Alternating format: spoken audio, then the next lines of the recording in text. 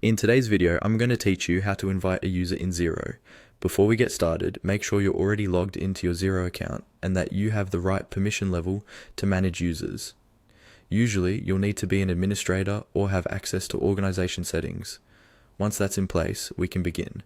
From your Xero dashboard, look towards the top left of the screen. You'll see your organization name displayed there. Go ahead and click on that organization name. This is your main entry point to a lot of the settings and configuration options for your Xero account. When you click the organization name, a drop-down menu appears. In that menu, look for the option labeled Settings and click on it. This will take you to the Settings area, where you can manage things like users, subscriptions, and other configuration details for your organization. Inside the Settings area, find and select the option called Users. This section is specifically designed for managing who has access to your Xero organization and what they are allowed to do once they're in.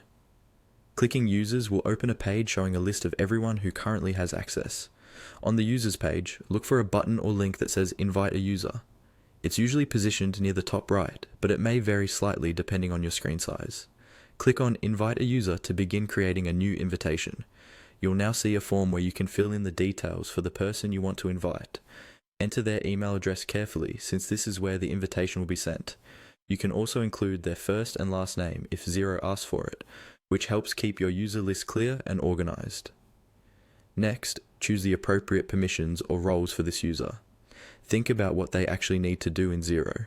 For example, whether they should be able to view reports, approve invoices, access payroll, or only see certain parts of the organization.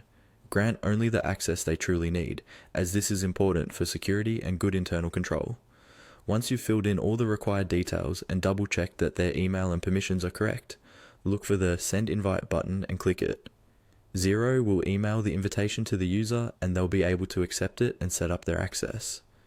That's all there is to it. You've successfully invited a user to your Xero organization.